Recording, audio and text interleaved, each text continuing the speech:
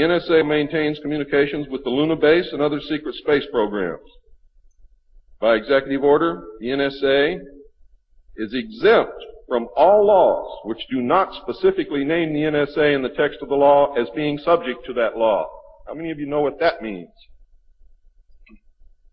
That means we have a completely lawless organization running around the country doing whatever they want to do, answering to no one, and under no law which does not name the National Security Agency in the text of that law as specifically being subject to that law by executive order of the President of the United States.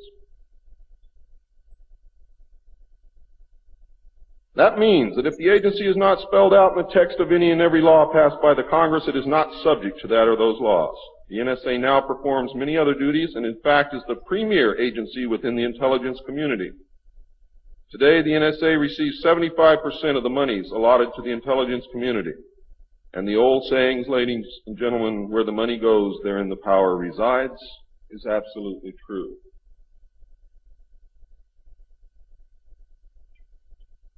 The DCI today is mainly a figurehead.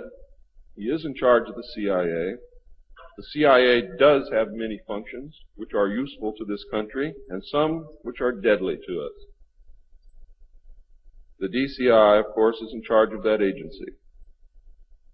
But he is not, as everyone thinks, the head of the intelligence community. That position really and truthfully lies with the director of the National Security Agency. The primary task of the NSA is still alien communications, but now includes other alien projects as well. President Truman had been keeping our allies, including the Soviet Union, informed of the developing alien problem since the Roswell recovery. This had been done in case the aliens turned out to be a threat to the human race and thus the world. Plans were formulated to defend the Earth in case of invasion. These were international plans, which included most of the countries of the world. Great difficulty, however, was encountered in maintaining international secrecy.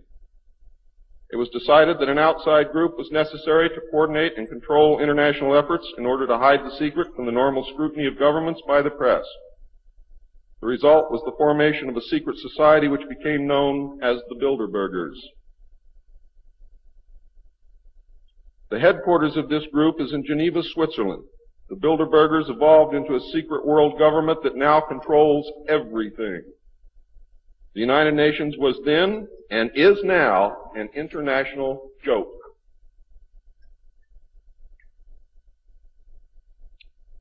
In 1953, a new president occupied the White House.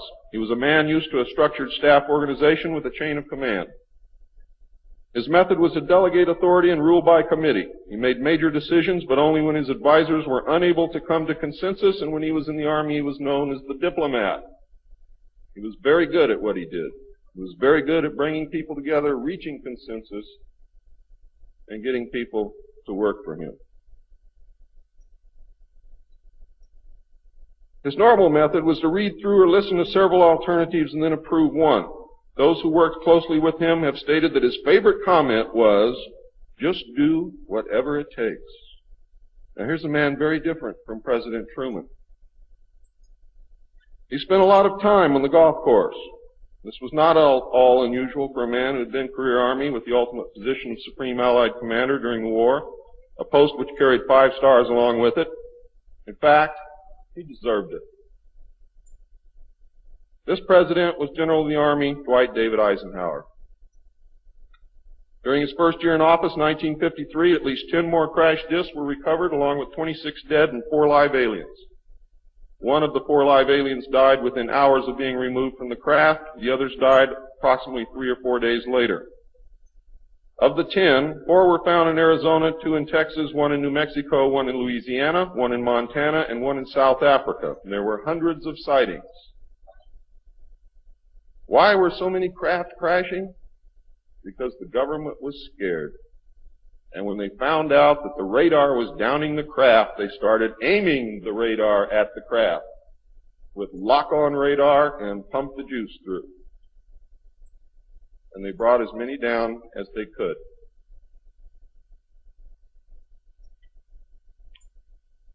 Eisenhower knew that he had to wrestle and beat the alien problem.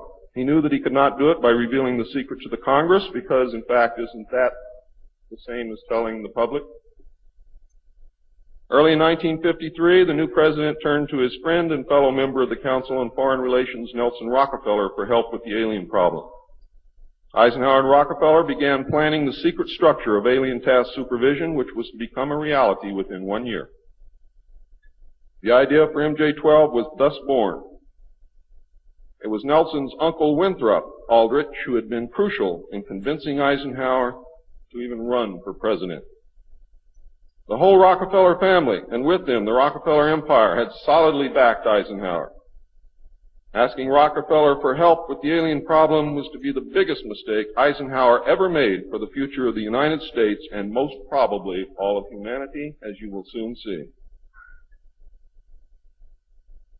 What he literally did with this act, ladies and gentlemen, is abdicate the presidency to a secret group.